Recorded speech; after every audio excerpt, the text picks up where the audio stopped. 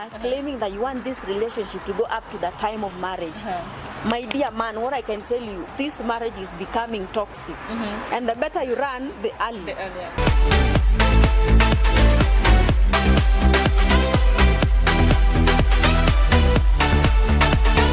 Hello Kenyans, what's up Nairobi, what's up, it's Africa, it's your boy DJ LKE, and I'm telling you today we are at Mathare area 3, and today we just wanna discuss about toxic relationship and marriages, and today we just want to find out to get it straight from the horse's mouth. Yani leo tumekuja mtaani tuonge na vijana, tuonge na wazee, tuonge na wazazi, watuambie what's really going on, because we usually start with love, then it ends up with animosity, divorce, death, and even brutal home-based violences. So today we just want to get it from these guys. They are from Mathare, and we want to find out what's really happening, what's really going on, because it's really sad. Each and every day we are getting reports from the newsrooms from everywhere that we are having someone or one or two people who are dying from gender-based violence. So I think it's time we go to the ground and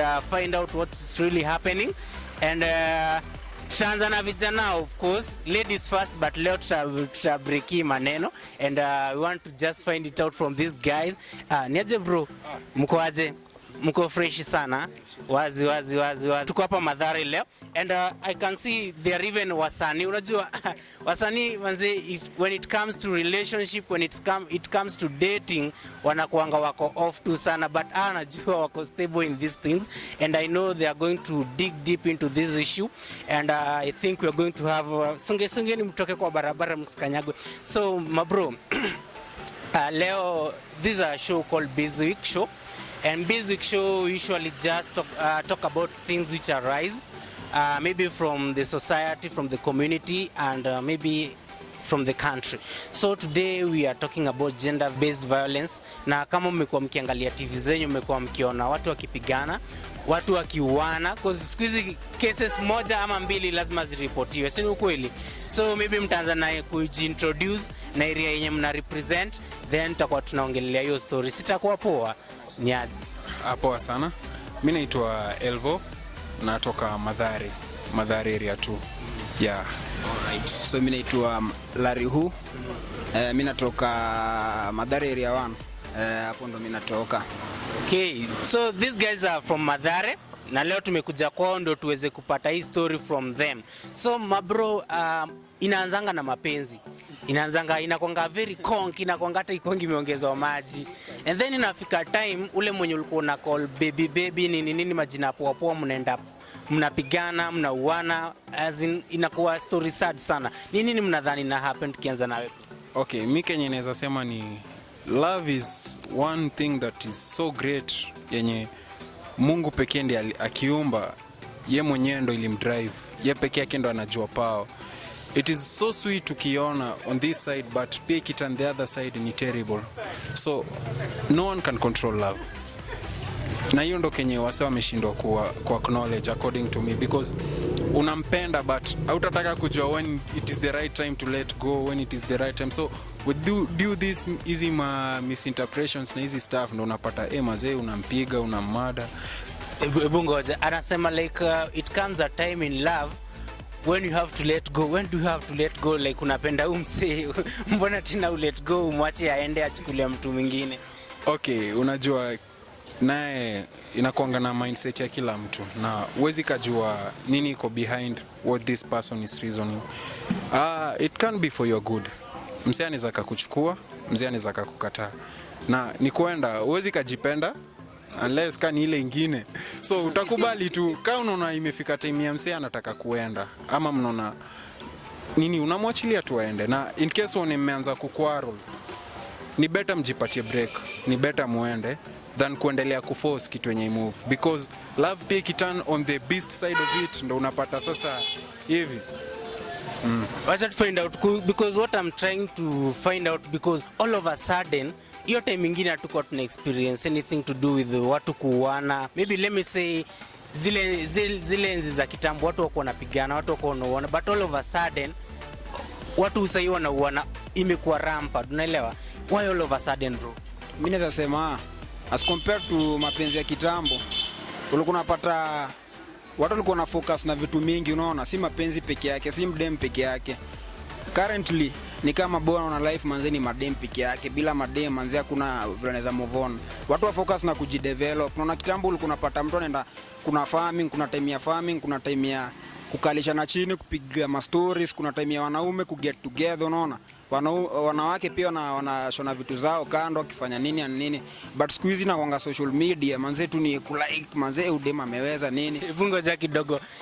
What I'm getting from this bro of mine ni say love imekuwa overrated. Like watu wanalala mapenzi, wanaamka mapenzi, wanakula mapenzi, like hiyo ndio unataka kusema? Hiyo ndio tunajaribu kusema. Na unajua au sema too much of something is poisonous, unaona. Acha love ikue ndio, lakini sikue too much ati kila saa ni madem peke yake. Kuna time as a man ama as a woman unafaa ufikirie kitu kingine. Acha kupenda mtu sana ati ukiamuka morning sijui nini, mlenge hata siku moja unekaa yenyewe anakutambua.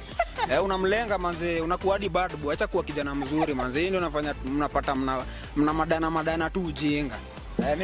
Wow, that is conk, I'm telling you. Anasema maboy kujifanya watu ma husband material and stuff inaleta issue cause unapata like a lady anadhani uko desperate. Si mimi nimesema, ni anasema. So like unajua in our Kenya today or in our country today, kila kitu ina affect watu, inasemekana okay serikali sijui inachangia. Do you think the government has to do with anything in any kind of percentage? According to me, the government ndio upande ya finance hapo inaweza kukuumiza kidogo hapo, naye tusiwatetee wanachoma. Ananiambia like the government inachangia because of finances. Does government finance relationship or love? Okay, currently ukiangalia vile lockdown ziko na hizi vitu, unapata kijana anasota area, unaona.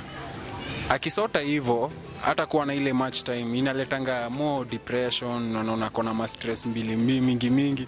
So wewe utaleta hiyo stress alafu tena bado ulikuwa na time ya mapenzi na msichana. So unaona hizo mixed reaction ndio inapata sasa ako like na utu jealousies tudogo.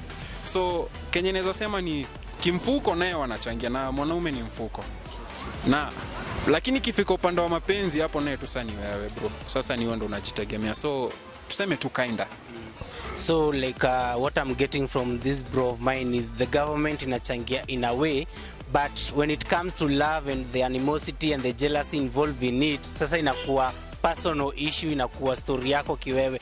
But when it comes to maybe unapata youthman alikuwa anapiga haso yake, youthman alikuwa anaokota takataka akienda kutupa na lipwa do, youthman alikuwa anafanya DJ, youthman alikuwa anafanya mavitu za hapa na pale apate do. Sasa hiku kuna lockdown hakuna do, inapata inachangia hizi ma stories za watu kukua depressed then wanauana.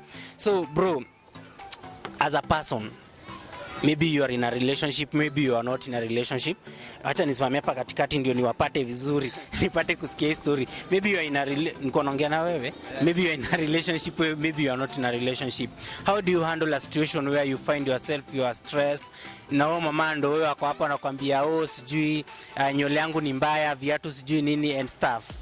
Mimi tunaweza advise kila mtu manzi. Wao sema inaonga simple. Kitu yako itakuwa yako, hakuna vile unaweza jiforce, ndio unaona. Ukipata ati unapigwa ma stress, it's part of life. Lakini kuna ile kitu inaitwa overstressing. Hakuna vile mtu anaweza ku overstress. Anasema anakutambua. Ule mtu anakutambua ataelewa vile situation iko. Mtu anaweza sema haizi kutambua, lazima umdanganye kiasi, ni kale katoi Kenya kaezi elewa njaa. Lakini mtu mkubwa as long as uko na akili zako, kuna time lazima tu uelewe yenyewe. Life imekuwa ngumu, unafua do hakuna do, unaona. Hakuna haja tudanganyane ati sijui kuna pesa, mimi ati mimi ni milionea. Unaona yenyewe pia mimi nateseka. Hakuna wewe leo. Hakuna nitambua. Ndio sababu hadi kwa marriage usema for better and for worse. Si ati for better ndo unanipenda alafu for worse unipende. Mimi naweza sema hivyo. Nice. And then Kenya amekulingana, Kenya amesema about ladies kutuelewa. Sisi kama wanaume wenyewe tunaumia. About ladies kutuelewa. Do you think ladies at this point wanafaa maybe watu empower sisi kama boy child, maybe financially, maybe get emotionally to avoid us getting stressed and killing them? Yeah. Kenye naweza sema ni ndio hao madem nayo wanatusupport. Madem wanatuempower. Sichukulia that side, but Kenye naweza sema ndio I think inafaa hivyo because siwezi kakuwa mimi peke yangu, siwezi kajistrength, siwezi kajiempower hivyo, but usiweke hivyo sana kwa madem bro. Like ukiona ndugu yangu hapo kuna mke wake hapo nyuma, hiyo gitaa, wewe pia tafuta kitu yenye pia inaweza kukumotivate, inaweza kukuinspire. Like kani mziki, kani bake, pia wewe ni mtu wa kujinice, pia jinice, usibase sana kwa madem. Kidogo tu my director ananiambia like we take a small musical break, then turudi tuanzie na wewe utuambie hiyo stuff, then tuingie kwa musical journey yenu. Pia na understand umebeba kinanda hapa ama ni guitar guitar, that's right. So tutakuwa tunaingia kwa musical journey yenu, maybe venye mmekuwa mkijisustain during these tough times of COVID, right? So back to you Remy in studio. Thank you so much DJ Eli back there at the Mathare North Area 4, right? Of course, our own DJ Eli is out there at the Mathare North Area 4 trying to get the views of our young people out there, trying to get to know what actually the problem is. Of course, the previous episode, I told you that we got the answer to all your questions on why actually we have toxic relationships. Each and every single day we see many relationships are falling apart, lovers are killing each other, and we left wondering what is actually the problem. So Ellie was out there at the streets trying to get the views of young people, trying to know what actually the problem is, and they're out there giving out their views. And the young guy out there just made me laugh by saying that if you feel like you want to move, then just go ahead. He doesn't have time for you, of course. Definitely that is his view, and you also out there, you have your views. So don't forget to follow us on our social media platforms at the Bizzy Show, of course, Facebook, Instagram, Twitter, and mine also at Odoyo Remy. Plus, the whole production team is not complete without a director. So our director, you can find him on his social media platforms at KTC DFM, of course, plus DJ Eli Venyeto amesema hapo nje. You can follow him at DJ Eli KE, both Instagram, Facebook, YouTube, and all those sorts. Yes, of course. Just to elaborate a bit, like we've been talking about toxic relationships in dating.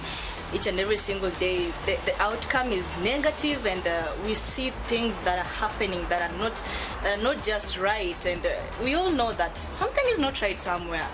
Our viewers out there, you actually know that something is not right out there, and we wonder, is it the problem of upbringing from our parents, or is it that us as youths, the ones who are dating, are we the ones who are the problem, or the problems come from upbringing, or the problem comes from maybe the kind of environment that we stays in, you know?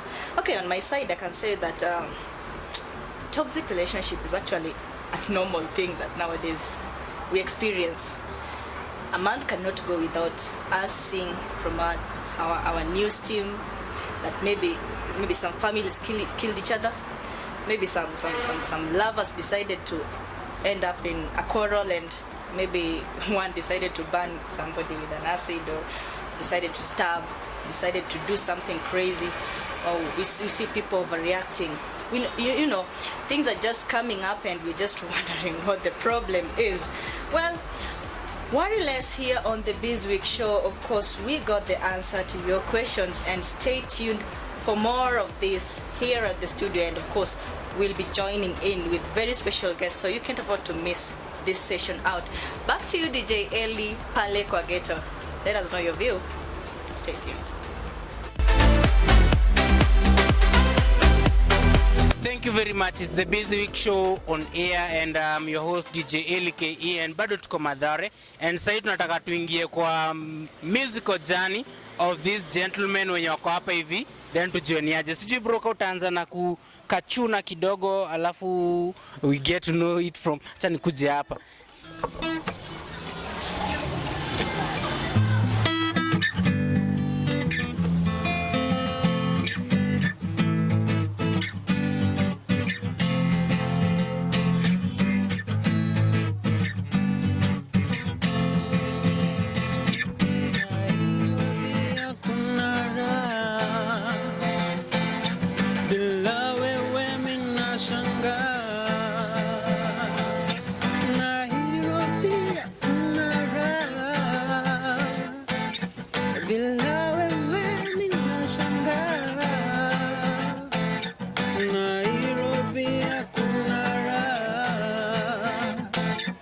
bila wewe ninashangaa, Nairobi hakuna raha. Wow, awesome. So like, are you a band? Manze, you're doing great. You guys are doing, yani this, you will take, ni soul generation yenyu ama Yetu. yenyu Yetu ni tunaweza ita singers band. Singers band tuseme. so hiyo ndo jina bandi yenyu. We see we are not a band. Ni just two guys with the same passion, with the same, tuseme with the same drive. Yeah. Drive, yeah. All right, so like when did you two like think like we can do it together? So kaa tuko form 2 back in 2017 ndo tuliona tunaweza fanya kitu juu si wote tunapenda music. Is a good writer. Pia mimi huko najaribu pia gitaa kiasi. So tukaona tunaweza fanya kitu pamoja. All right, so do you do music like part time or you are doing it full time? Tuseme part time. Part time. So like kenye mnafanya full time ni nini ndio music iko side hustle? For me nafanya hizi vibarua ndogo ndogo, kitu yote naweza itu angalau naweza leta do mimi hufanya. Okay. Mimi niko upande wa kukoroga na koroga hizi printing inks. Printing inks. Manze, kama unataka hizi mavitu za kukoroga za kuprint my inks and stuff, you can just all our team. Social media unapatikanaje bro? Unaweza kanipata Facebook ama Insta @Daniel Alvin. Yeah. Mimi niko Instagram peke yake @LarryWho. So ukitafuta LarryWho utanipata. Instagram peke yake, Facebook and stuff. Facebook nilidelete account. I'm telling you, that is LarryWho for you, alidelete account yake ya Facebook and stuff. So maybe ukitaka kumpata pale IG utaenda search LarryWho na bro nimesahau yako. Daniel Alvin. So you can just go find out from them what they are doing and what they do best, and maybe you can come in one way or another. So it was awesome to be on upper kwa ground with these guys to find out more about the toxic relationship, the cause of it, the effects, and any other thing that related na toxic relationship. So I'm your boy DJ LKE. Unaweza kutupata pale kwenye Instagram, Twitter, YouTube, unaweza nipata kama DJ LKE na pia Facebook DJ LKE, and not forgetting Bizzy Week Show, Twitter, Instagram, YouTube channel yetu, and then kila kitu itakuwa poa. So in the meantime, I want to take you back to studio to my dear host Remy Odoyo.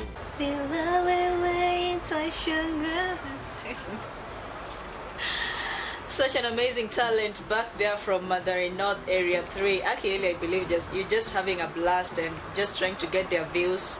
And the most amazing part of it is that you were able to meet this young talent from Mathare North who are actually gifted in singing.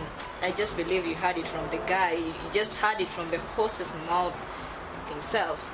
Yeah, back here in studio, we're just trying to grab some concept from the street. Like we are trying to grab shoulders with Ellie, and everybody's trying to give out their different opinions. We don't know whether it's ladies who are actually wrong or men who are actually wrong.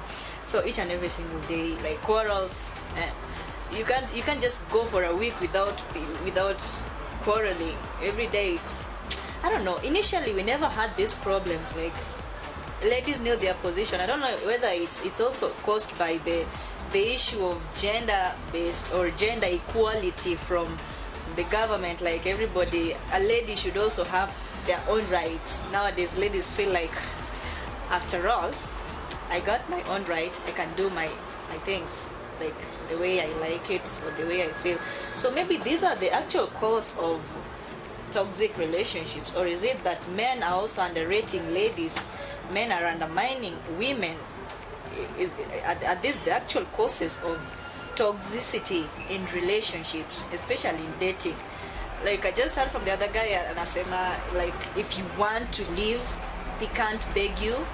You just take your own way. But there's no relationship without begging. Am I right? Yeah, each and every single day, each and every relationship, there must be ups and downs. There must be quarreling. If you just find your own ways of solving things, like you just talk it out in a nice way, like such that nobody feels offended or nobody feels like I'm being ignored, or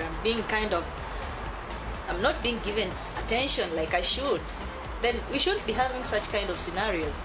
Anyway, our youths today, they feel like, after all, I'm still too young for marriage, or I'm still too young to commit myself. I feel like maybe if I don't play these games today, I had a phrase somewhere, like if you don't play games today, you'll play your husband. Now that phrase was being addressed to ladies. I don't know what about men. So men, if you don't play the games today, you'll play your future wives. So they believe like if you play games today, tomorrow you'll settle down with your family and you won't be playing games. I don't know whether that's right. I don't know whether that's the actual cause of toxic relationships. Some people do say men today are just being kind of ignorant. You know, our ladies are being ignorant, or our ladies are being experienced, are being expensive. Like we heard from the previous episode, our guest said like our ladies are money-minded. So maybe that's the actual cause, and a man feels like he can't take care of the lady, but you still want to fit in. I don't know. So many questions have been raised, so many things are coming up in this episode, in this topic of toxic relationships. Of course, just as I promised you, I'm not alone. Of course, I'm not alone. I have very special guests who are going to help us break down this huge topic of toxic relationships. Perhaps they will make us understand. They will make us understand more of what is happening, of what is wrong, of what we should be doing in case you find yourself in a toxic relationship. Like we had last time, it was like the earlier you run, the better. Is that the solution? So we're going to get to know if that is actually the solution in a few. My guests will be joining me in studio just in a few minutes. But meanwhile, let's take off. Let me just kick you off back to Ellie. Ellie, I hope you're there.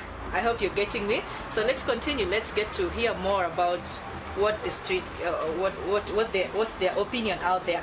Back to you, DJ Ellie. Hello, what's up, Kenya? It's your boy DJ LK, and I'm telling you, we are at Mathare 4A, and today we are basically talking about toxic relationship and marriages. And with me, I have some beautiful ladies mwenye tunaenda kuongea naye about this issue, because imeleta issue sana. And the show on air is the Busy Week show with your boy DJ Eli. So I just want my cameraman to join me as we talk about this issue with this guest of mine who is here. So, habari ya madam? Mzuri sana. Unaitwa nani? Naitwa Dorcas Mutemi. Kwa wale wenye wanataka kuingia kwa ndoa, vijana na wasichana wadogo, maybe wana feel wako ready, wanataka kuanza ndoa, na maybe wanaogopa kulingana na vitu zenye wamekuwa wakiona, unaweza waambia nini? Mimi naweza waambia marriage works. Marriage si mbaya, lakini tafuta ule mtu mwenye mnapendana. Upendo ni muhimu. Mwenye amekuchangua na umemchangua. Kama mpendani, hapo ndio unapata watu wanauana. Sababu wewe ule mtu unapenda, mnapendana, tena angalia age. Usikiwe wewe ni mtoto mdogo hujafikia umri wa kuolewa, tena unaolewa. Wale ukifikisha ile age unasikia uko sawa. Unaweza kaa na mwanaume, na kukaa na mwanaume si rahisi. Unajua umetokea familia nyingine, unakuja kukutana na familia nyingine. So maisha hapo inakuwa ngumu. Ni lazima ujikakamue, ujitolee kitu ya kwanza, usikiwe kichwa ngumu. Ile kitu unaambiwa, maneno umepata kwa hii familia na hujaiona kwenu, utavumilia tu vile iko. Maisha si mazuri sana, lakini tafuta ule mtu anakupenda. Hapo mtaishi vizuri. Asante sana Dorcas kwa kuwa muda wako kutupatia. Tunashukuru sana.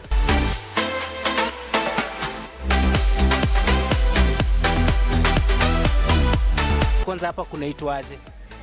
Yeah, Naim beauty shop hapa hivi kunafanya mambo safi huku ndani. As you can see, they are very busy, and so there is a gentleman mwenye tunataka kuongea naye about the same topic about toxic relationship and marriages. We want to find out what is really happening in today's relationship and marriages, because people are killing themselves, people are really dying, and this gentleman amejitolea kutuongea na sisi atuambie nini na happen. Karibu sana bro, habari yako? Njema sana. Yes, maybe unaweza anza na kutuambia unaitwa nani, unatoka wapi?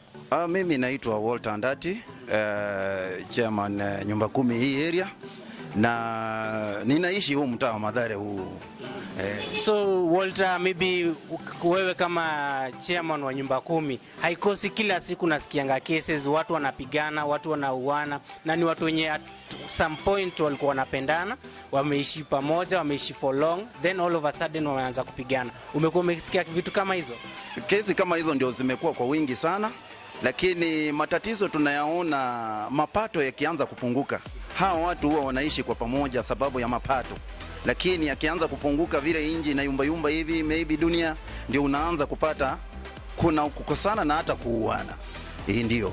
So unadhani suluhisho ya mambo haya katika jamii kama mzee wa nyumba 10 yanaweza kuwa gani? Suluhisho nitaenda kulingana na kiroho, manake ukiangalia hata Biblia imeandikwa wakati wa mwisho mtoto ataua mama, mama ataua baba, baba ataua mama, namna hiyo. Na hii vitu yote tumekuwa tukiona, lakini Yesu pia akatuambia huo ni uchungu wa mwana tu wa mapema, nyakati zitakuwa bado.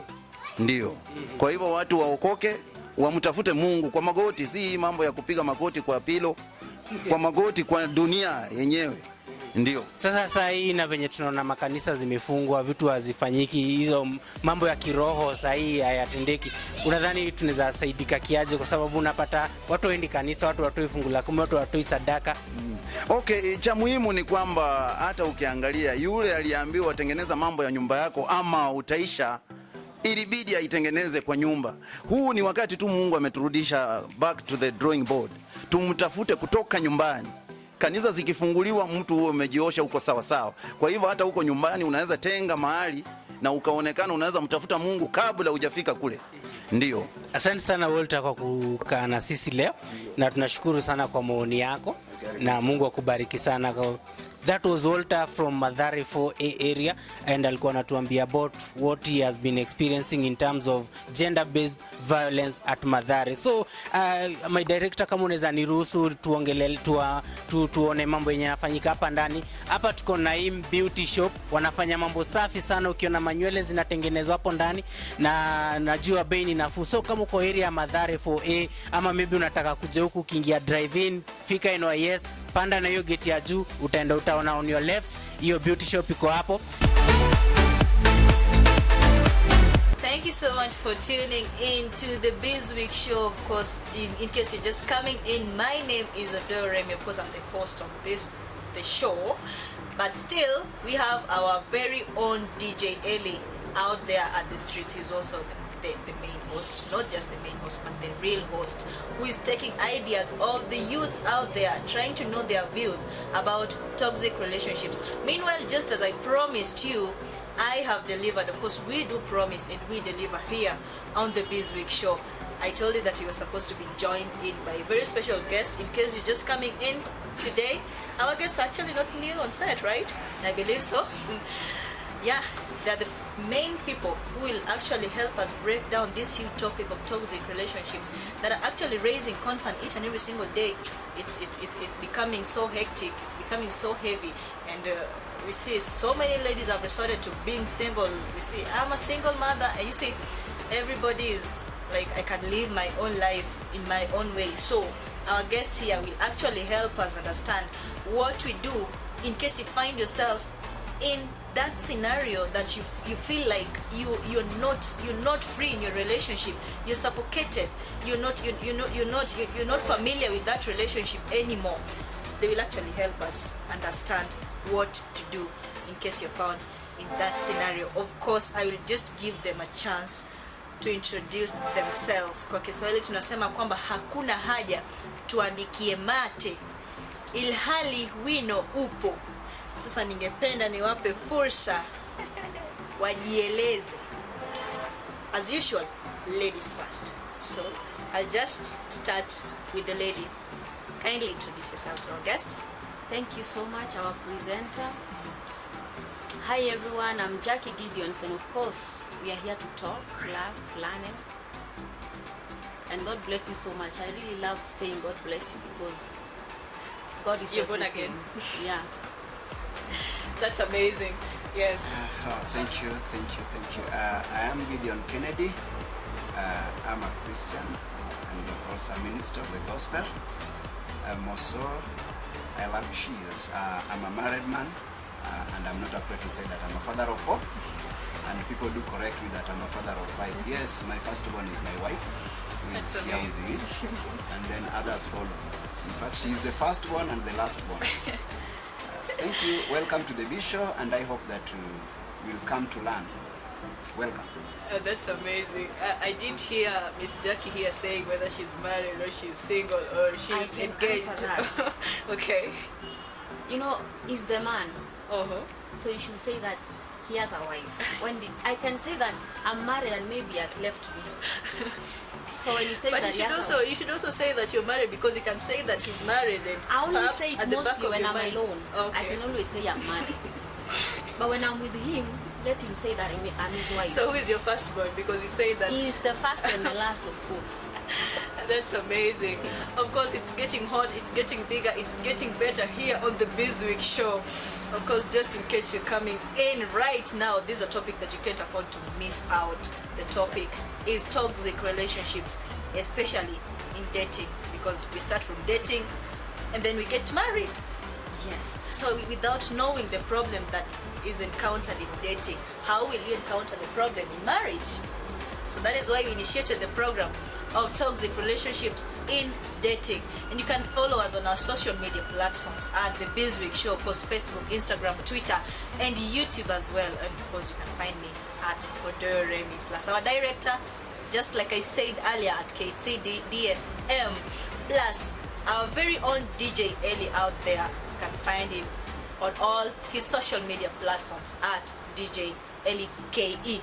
Now, last weekend, yeah, we had a show. Of course, it was amazing, right? Yep. We were talking about toxic relationships, and we were left at a point where we had a question. I mean, a food for thought. Thank you so much. Yes, it was a food for thought. Like, a friend of yours, a child whom you've seen growing up, grows up to become a woman, and taking your own husband, and has the guts to stand and tell you, like, your husband loves me, and you just saw this child growing up from the age of 10. Now she's grown up, and she feels like, now, is the problem from the man or the child or the wife? That's something that we need to actually focus on. Now, meanwhile, we were talking about toxic relationships, Mr. Gigi. Yeah, and since the COVID-19 struck the country, not just the county, it struck the world, not just the country, not just Kenya as a nation. It struck the world, and it's actually hectic everywhere. Situations have become so hard. We don't even know how to go about things. Each and every single day, we see news coming up from our news teams. We see, like, oh, it has reached to a point that even children themselves kill their parents. But anyway, that's a topic for another day. It has reached to a point that your wife can kill you. You can kill your wife. So, how has the COVID-19 pandemic affected relationships? I mean, what is your view? What is your take? What do you feel? How has it affected relationships? Okay. Thank you very much. That's a very good question, and I want to say that COVID-19 has created, in other areas it has brought a problem, and in other areas it has also bring goods. Because we come to learn that many people are suffering in their marriages because you find that the husband is jobless, or the job was terminated, or the contract was cut off due to, most of us were working for the NGOs and they were closed down due to the pandemic, and others were also stopped from their working areas due to the number of people who are needed. Salaries are not enough for the workers. So you find that instead of us advancing, poverty has come to strike the country and even the entire world. You find that the economy is going down and down and down. So you find that the reason why I can link it to the toxic relationship is if you are not in a good relationship, if you could not understand one another in a better position, maybe you married this man because of money, you married him, or you married the lady because of the pocket. These are the areas that now we are getting more problems because you can't get the services that you are being given before. Some people are not in good terms with their spouses. you find that you are dating and you are not in a good relationship. You are just there for physical or materialistic gains. So when there is no money, you can't be supported by on your needs. You are seeing as if this guy is not the best person for you. So you find you are trying to beat on every dick and harris for you just to get a support of life, which is very, very dangerous in life today. And you can even see that many people have even engaged the schoolgoers. Children who are in school have ended up being in a relationship that most of them have been impregnated. You find that a class 4 girl, a class 5, class 8, all of them are pregnant all over. Men, what are we doing? Please, let us not finish our anger on these young children. Please Actually, go for your right person. The issue of pregnancy just really hit our headlines last year. We saw many cases of school dropouts. Jackie, what do you feel? I mean, what is your take about COVID-19 affecting relationships? What's your take? Okay, according to me, COVID-19, I cannot say that it is the main cause of toxic relationship, but it has made it to increase. Yeah, for instance, you find that in relationship, especially, you know, when you're not married, in dating, there's so much that you expect. Yeah. But COVID came and like destroyed everything. Be it work, be it, like for example, some people pretend that they love each other. But yet just the way you say that, it's because of money maybe. And you find that this person cannot give you what you want. Or what he's been giving you. So you find that instead of you loving this person, you end up fighting like all of the time. Or you think this person is like trying to assume you. Yet this person also is suffering. He's not getting the cash he was getting. Mind-wise is not calm, as in he has so much stress. Because life, he has rent to pay. Maybe the families, they depended on him from all this work that he was doing. And yet now there's no job to be done. So he's there alone seated, he has stress. So you find that COVID has ended giving young people, let me say, because you're talking about dating, these young people, he has made them to be in a life of stress and strain, and they're not even thinking. That's why you find that even some young guys, they have opted to going to, I understand they call them sugar mummies. Yes.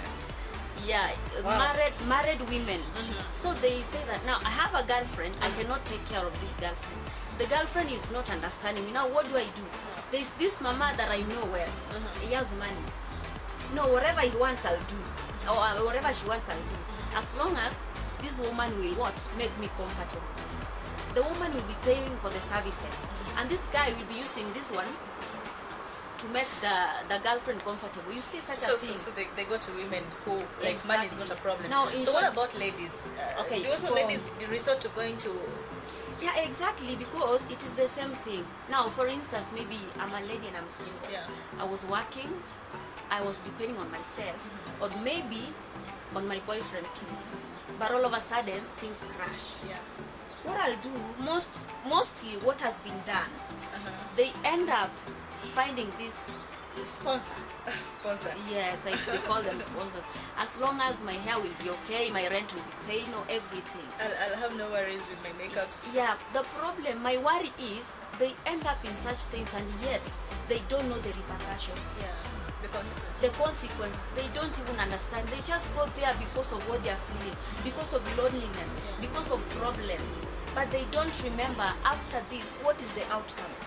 Remember, when you're single and you're going to another marriage, you're going to bring trouble in that marriage. So COVID, it's like it has ruined the peace that people had. I get it. Yes. COVID-19 has just ruined. Can I just add something which is somehow important in this? I know you are talking on dating, but it has also affected the marriages. You find that people started by dating and then you end up in marriage. But you find that most people are married, most so men, they marry their wives to be housewives. Exactly. And in most cases, they don't have time to be with them. And now when this pandemic came, they were forced to be in this house together. So they don't love one another. He was somebody who has time to go and fish outside. I hope you are getting me if I say fishing outside. Yes, I get it. he has a Like housewife, not going to yes, fish. but he's fishing outside. Yeah. So this is now the time that quarantine is there, curfew is also there. You have to be in house on time. You find the house is very, very hostile It's to you very because small. The house you is can't too even small. have that free time. So It can't accommodate the both of you. as men, let us love our wives so that they cannot just be the second option, that we love them because we have them. Some even take time, comes back at midnight because you only have 2 hours with her Yeah, 2 hours to sleep. to and sleep, then and then you in the wake up morning at again 4. you are out. So please, let us have true love. Okay, that's just amazing. Please, guys out there, even if you're planning to get married, maybe you propose to your girlfriend, or maybe you're still in the process. You're still wondering, she's the right person or he's the right person. The most important thing is love. But anyway, just to be out just a little bit. If you can love someone, okay, you're saying that the most important thing in a relationship is love. Yeah. So, can you love without trust? No. If there's no trust in this relationship, There's do no you love. call your can it be termed as No. toxic? Yeah. Why? Love without trust is toxic. Uh-huh. Because you cannot trust somebody you don't love. Uh-huh. You have to love this person for you to trust him or her. If you claim you love and you don't trust, no, that's like pretense. That I is get toxic. it. Now, Like for an example, Remy, just a minute. Let me just finish out this. When you say like these ladies who always be like, guy, all I need is just attention, and just that attention, everything will be fine. Even if you're cheating on me, I don't mind. Even if you go out, you pick your calls, you know some other calls in my presence, or you have other crazy things in the house, and I find out. So long as you just give me that attention, I don't mind. Is this pretense or is this toxic relationships, or what? How do we term this? that one I can say that if you are only in need of attention, Uh-huh. then you better go in the street and everyone can give you an attention. Because That is a condition that needs treatment. Wow. That is sickness. that one is a sickness. Because if you want to be on attention alone, Uh-huh. this guy will give you attention, yes, but Yeah. what if time comes that you are now only two? And remember, the time he's giving you an attention and you have allowed him to walk outside there, there is somebody who also will need attention. Exactly. And as men, we don't know how to multitask. If I give attention the other side, it means that somebody will be... Somebody will be left in a position. No, like- Remy, you know, Uh-huh. a woman who is in a relationship where the only thing she cares about is attention Uh-huh. is like somebody who starts a business without a vision. Wow. How do you come into a relationship all you want is attention? Then go get it from your parents because you can find it there. I'm telling you out there, ladies, a woman or a lady who comes into a relationship and all she needs is an attention. You're like just a businessman or woman who doesn't have a vision.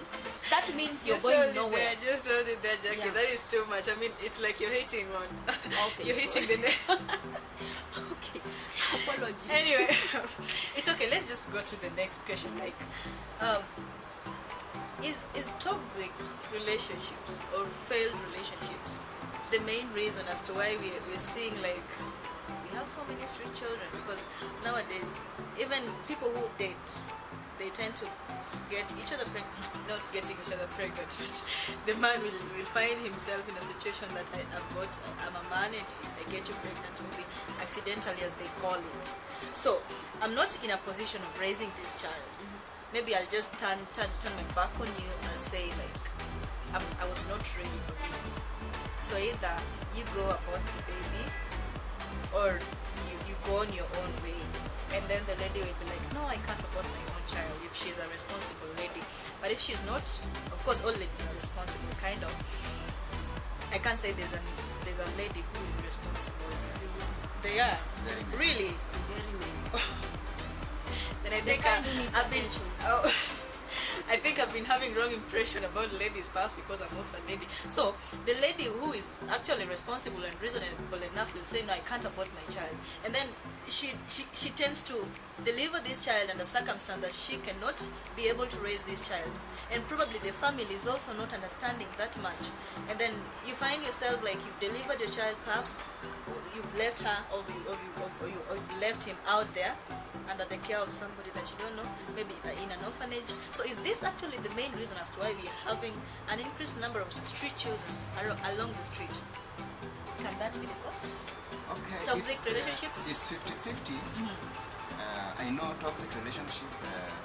Okay, when we talk of toxic relationship, you know, just as I said when we were doing the introduction, there can be a relationship between you and your children, a relationship between you and your brothers, a relationship between you and business partners. Yeah.